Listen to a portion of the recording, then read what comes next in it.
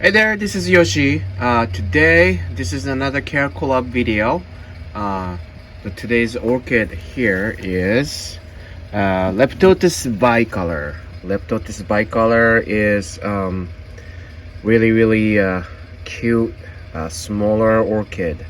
Now, before we go on to the subject, let's say we're gonna have the Care Collab people around here. So please go check their video out.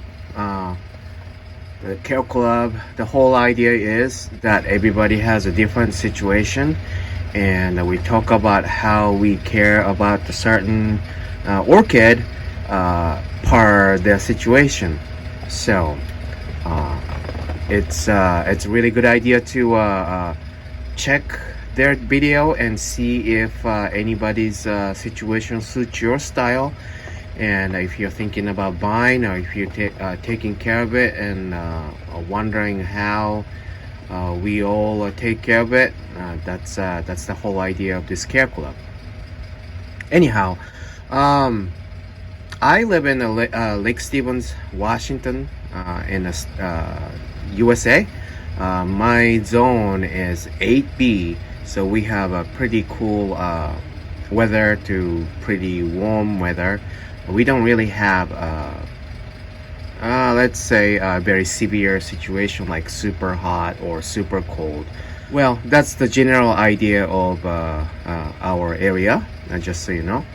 But I have a greenhouse, so this Leptotes bicolor lives in our greenhouse. So now lighting, as far as I know, this is not super high light required orchid, and this is a warm growing, but it's not hot growing. So I would say it should do well along with the phalaenopsis. Phalaenopsis are also not really super high.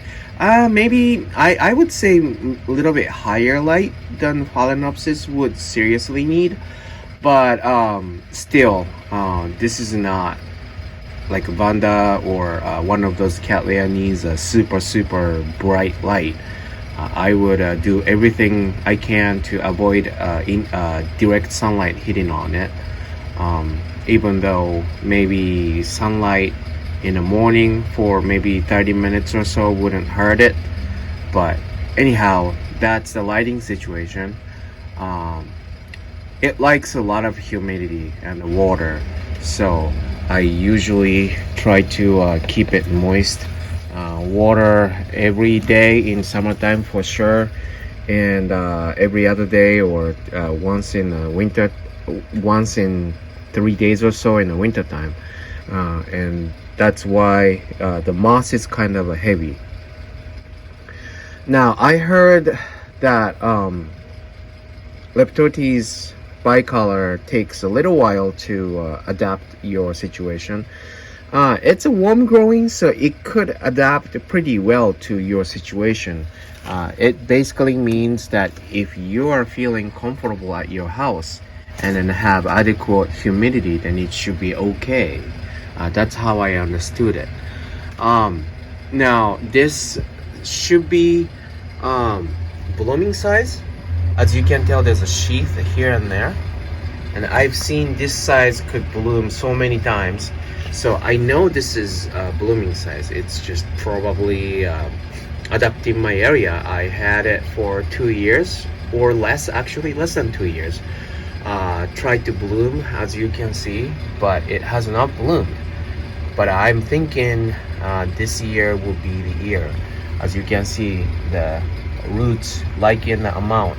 So yeah, like you can see, by the way, this orchid is mounted, and I like it this way. It doesn't actually give me any fuss as far as growing goes.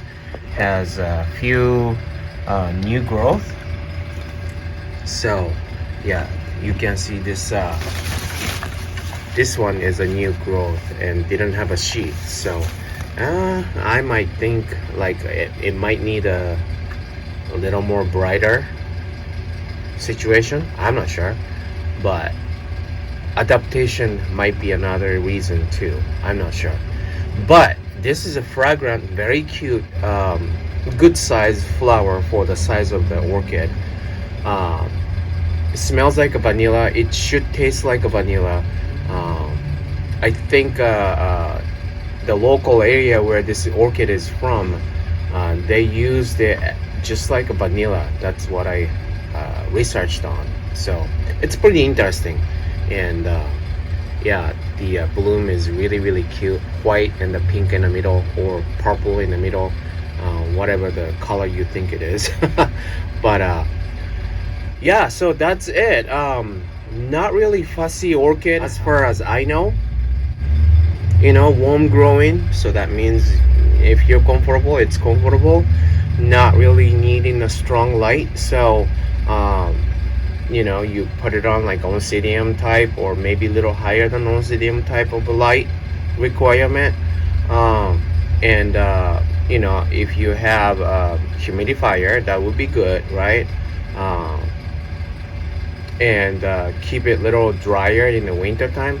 It doesn't really mean that it needs a drier rest, but it's not really growing in the winter time, so you should water less. So as far as I know, that's it. It's not really available all the time.